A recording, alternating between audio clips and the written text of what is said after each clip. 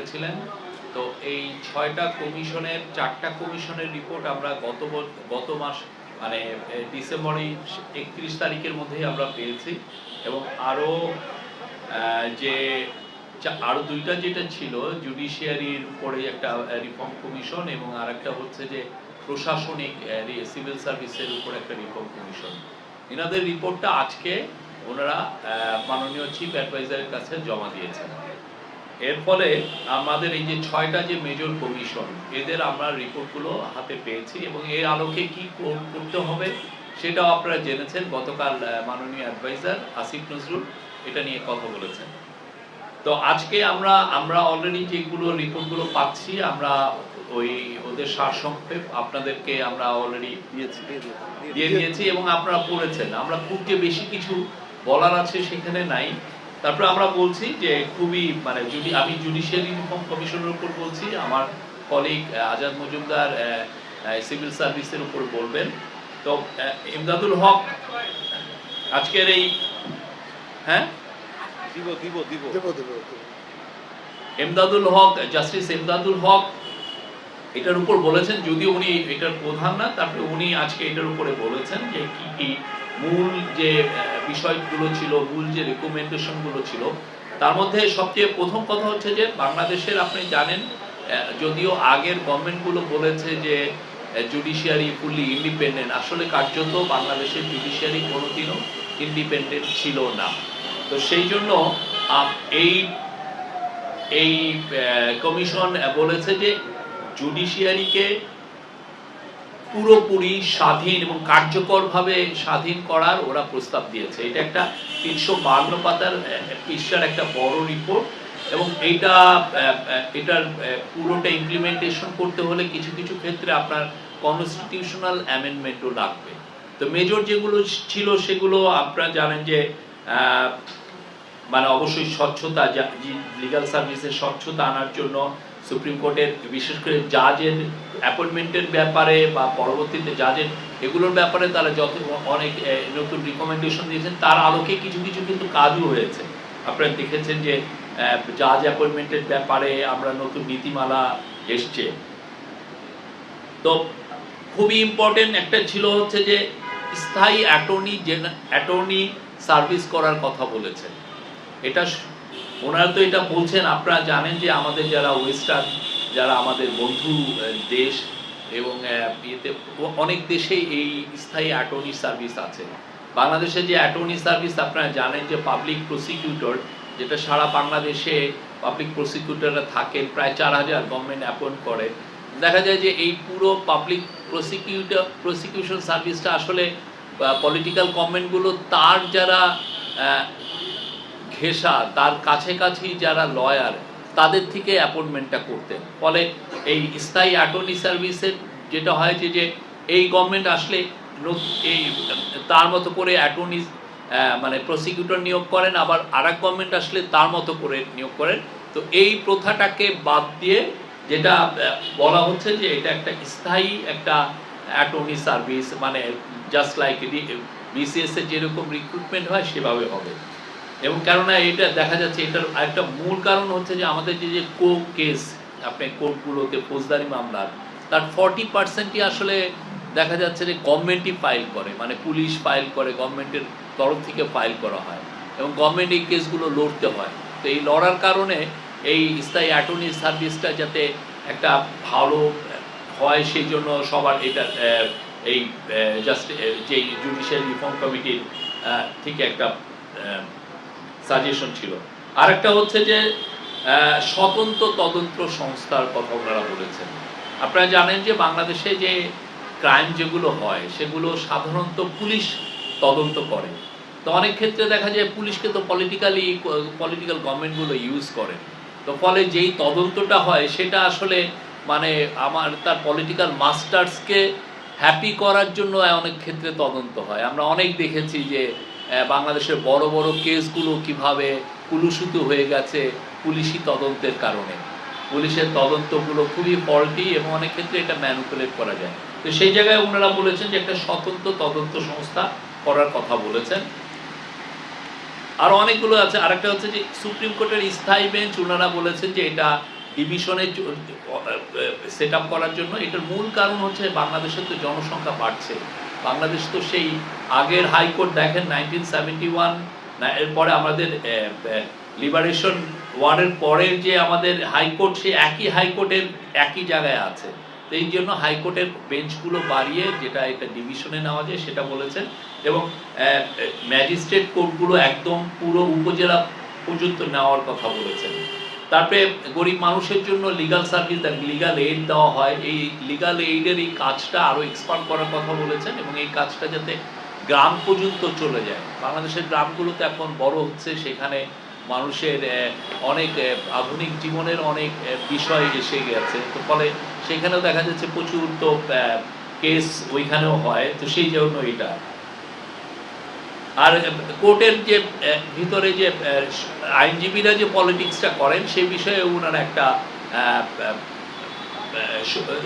সুপারিশ করেছেন। এটার জন্য কিভাবে এই পলিটিক্সটা করবে সেই বিষয়ে তারা একটা নীতিমালা দিয়েছেন। চেয়ারম্যান জনাব আব্দুল মাহিদকে বলতে পারবো না, আমি জাস্ট কিছু হাইলাইটস আপনাদের সাথে এখন শেয়ার করব, আর আমরা যখন এটার সামারিটা আপনাদের কাছে শেয়ার করব আমরা আশা করব তখন আপনারা বিস্তারিত দেখে নেবেন।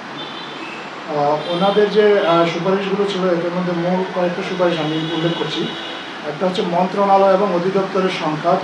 এই মুহূর্তে আমাদের 43টা মন্ত্রণালয় এবং 61টা অধিদপ্তর আছে সরকারি পর্যায়ে, এবং এটাকে কমিয়ে 25 এবং 44-এ করার সুপারিশ করা হয়েছে।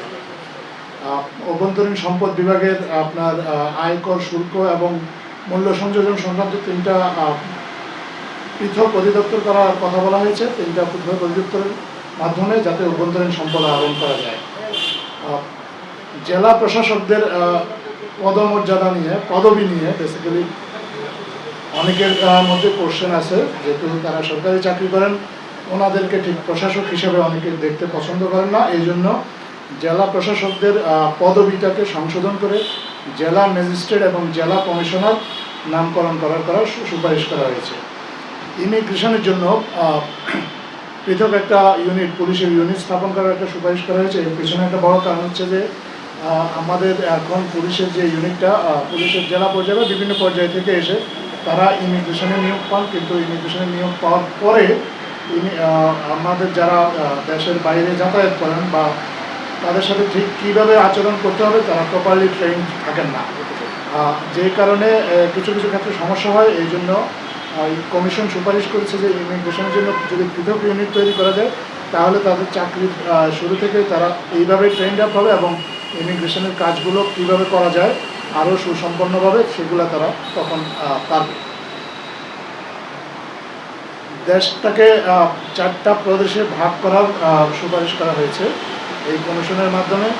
এই 4টা প্রদেশে ভাগ করার পেছনে জনসংখ্যা পেছনে তাদের যুক্তিটা হচ্ছে, কমিশনের যুক্তিটা হচ্ছে যে এখন যে একটা সরকার যখন দেশে শাসনভার গ্রহণ করে তখন পুরো দেশের উপর তাদের যেভাবে কর্তৃত্ব প্রতিষ্ঠা হয় এটাতে কিছুটা ব্যালেন্স আসবে যদি প্রদেশভিত্তিক সরকার ব্যবস্থা চালু করা যায়, তাহলে প্রশাসনিক বিকেন্দ্রীকরণের ক্ষেত্রে এটা সুবিধা হবে, এবং রাজনৈতিক বিকেন্দ্রীকরণের ক্ষেত্রে এটা আসলে জনগণকে কিছু সুবিধা দেবে বলে কমিশন মনে করছেন।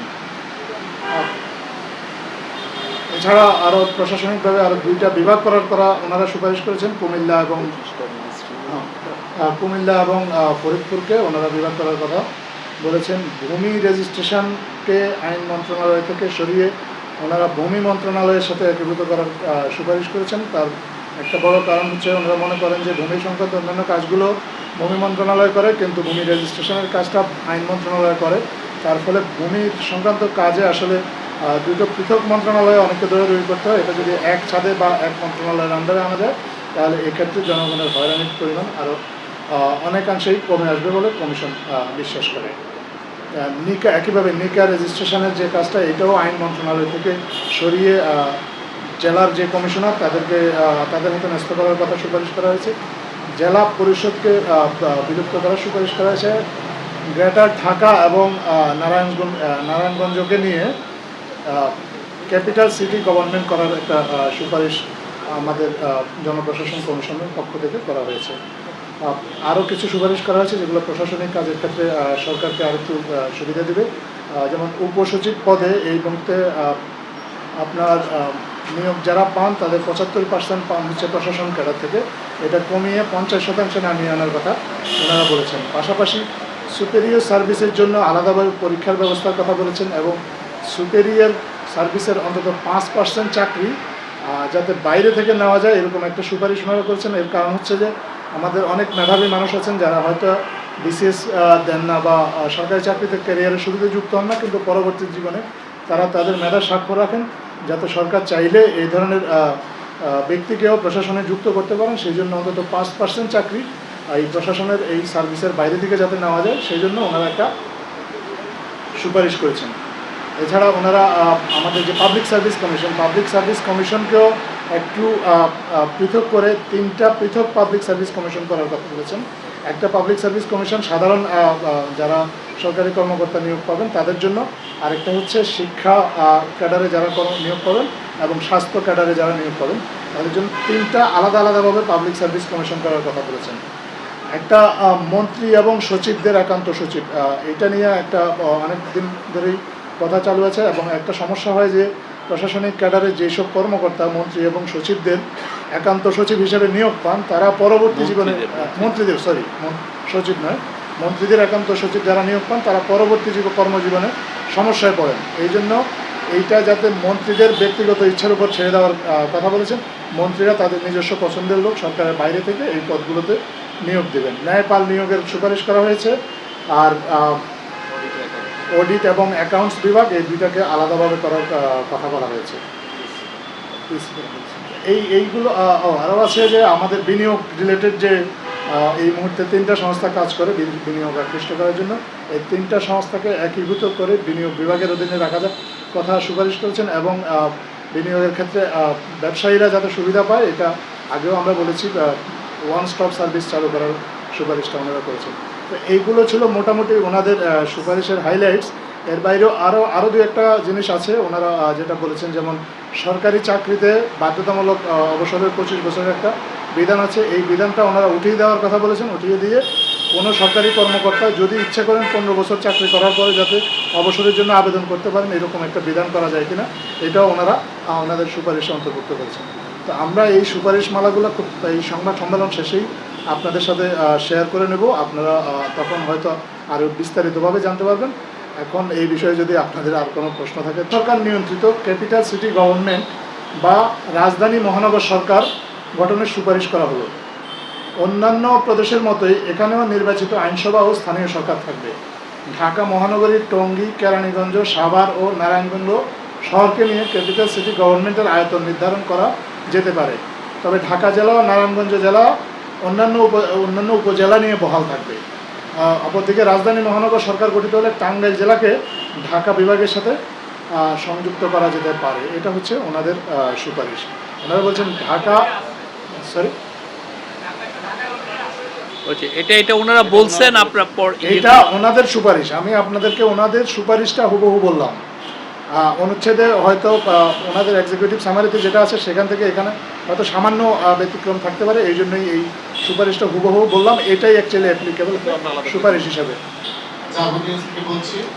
সংস্কার 6টা মেজর সংস্কার কমিশন যেই রিকমেন্ডেশনগুলো করলেন রিফর্মের, এইটা নিয়ে ওনারা এই ইন্টারিম গভর্নমেন্ট একটা কনসেনসাস কমিশন করেছেন এবং কনসেনসাস কমিশনের প্রধান হচ্ছেন চিফ অ্যাডভাইজার নিজে এবং এটার ভাইস চেয়ারম্যান হচ্ছেন প্রফেসর আলী রিয়াজ। আর অন্যান্য যারা কমিশনের যারা প্রধান ছিলেন বাকি 5টা কমিশন এটার মেম্বার হবেন। এবং এটা যেটা হবে যে এই কনসেনসাস কমিশন এই যে 6টা কমিশনের যে পুরো রিপোর্ট, এই পুরো রিপোর্ট নিয়ে দেশের পলিটিক্যাল পার্টিগুলোর সাথে কথা বলবে, সিভিল সোসাইটির সাথে কথা বলবে। বলার পরে যেটা হবে যে এই যে এই কনসেনসাস কমিশনের সাথে পলিটিক্যাল পার্টিগুলোর কথার মাধ্যমে একটা ডিসিশন হবে যে কতটুক রিফর্ম আসলে খুব দ্রুত করতে হবে, কতটুক পরে করা যাবে, কোনটা করার জন্য কনস্টিটিউশনাল অ্যামেন্ডমেন্ট দরকার। আবার কিছু কিছু রিফর্ম আছে যে এটা ইমিডিয়েটলি একটা মিনিস্ট্রি করে ফেলতে পারে, সেটার জন্য আসলে কনস্টিটিউশন রিফর্মও দরকার হয় না বা ইভেন পলিটিক্যাল পার্টির সাথেও মানে সেইভাবে মানে মেজর কথার প্রয়োজন নাও হতে পারে। বাট ওনারা সবার সাথে কথা বলবেন। বলার পরে আসলে এই পুরো রিফর্মগুলো যেগুলো সবাই ঐক্যমতে আসবেন, সেই ঐক্যমতের উপরে যতগুলো রিফর্ম, যে না এই যে ওনারা 5,000 রিফর্মের কথা বলেছেন, তার মধ্যে 2,000-এর ব্যাপারে সবাই ঐক্যমতে আসছেন, এই ঐক্যমত যেটা হবে, কনসেনসাসে যেটা রিচ হবে, সেটাই সবাই সাইন করবেন পলিটিক্যাল পার্টিগুলো, এবং সাইন করার পরে যেটা দাঁড়াবে সেটাই হবে জুলাই চার্টার। এই জুলাই চার্টারটারই বাস্তবায়ন এই গভর্নমেন্ট কিছু করবেন, পরবর্তী গভর্নমেন্টগুলো এসে করবেন, এবং এই বাস্তবায়নের আলোকে নির্ভর করবে এই ইলেকশনটা কি এই বছরের ডিসেম্বরের মধ্যে হবে নাকি আগামী বছর জুনের মধ্যে হবে।